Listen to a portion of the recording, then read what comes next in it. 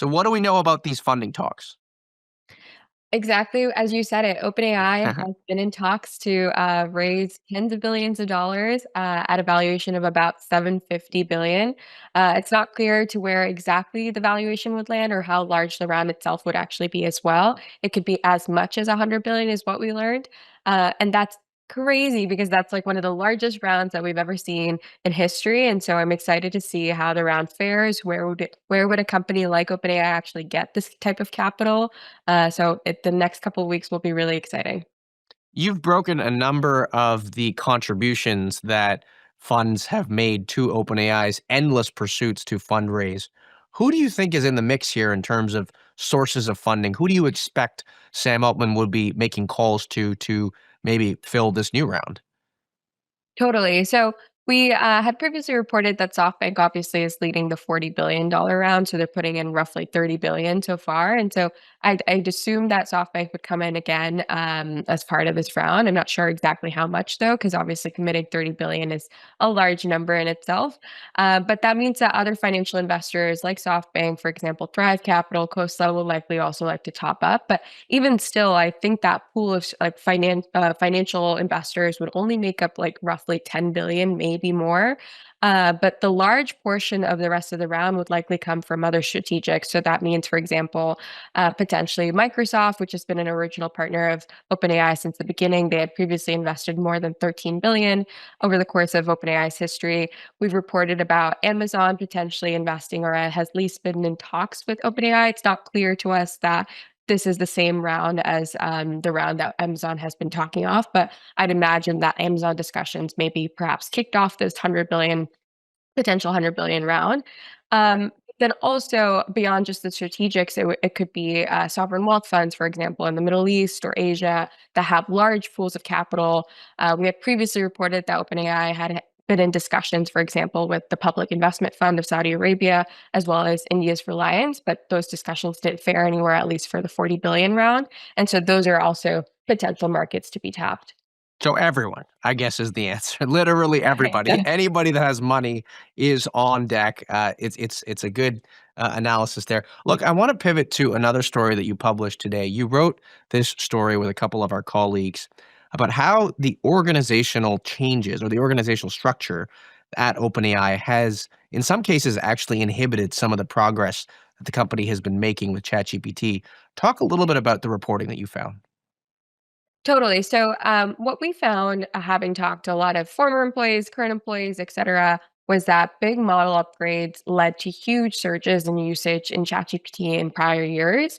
But in more recent times, OpenAI employees actually realized that big upgrades to model intelligence didn't actually necessarily lead to how people use ChatGPT. And that was particularly the case as a result of reasoning models.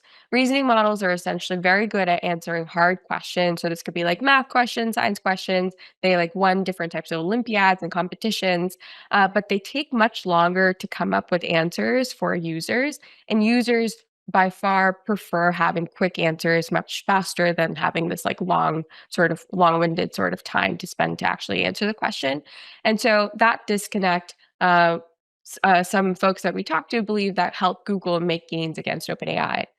So I think that was basically the crux of the story of how the challenges between the Right. reasoning models and how that led to maybe not the best gains in usage for ChatGPT was confusing for some folks. Now, one of the things that your story hit on, which I'm happy it did, is the product team and the research team at OpenAI and the extent to which those teams are carrying the organization. We know that OpenAI is so focused on research. I mean, is there a tension at all between the product and the research team insofar as who gets resources? Have they changed the focus at all?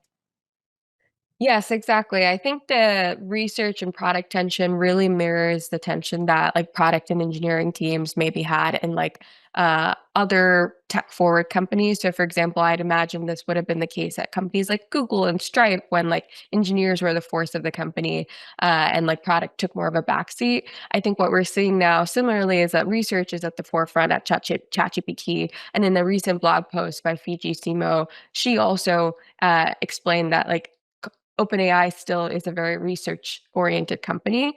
But this type of tension, I think, basically shows that what research works on at ChatGPT, or sorry, at OpenAI, doesn't necessarily lead to improvements in the product experience for ChatGPT users.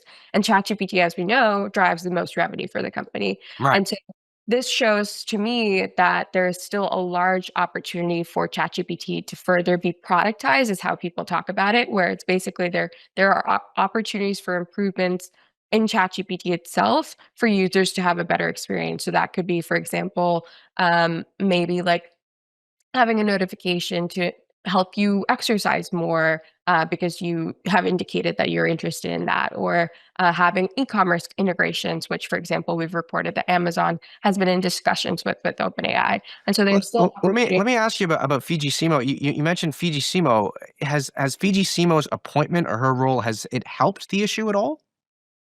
I'd say she's been making pushes towards driving more product features launched. So, for example, she, I believe, helped the company launch a new image or model earlier this week that is integrated into ChatGPT and have ChatGPT surface images more a part of the ChatGPT conversations. But I think honestly, it's been too early for me to be able to particularly assess what Fiji has been done, but I'm looking forward to sort of what the next couple of months, especially, will be as the company's in its code red. Great. Well, Sri, I want to thank you for coming on. That is Sri Muppidi, our OpenAI and Anthropic reporter here at The Information.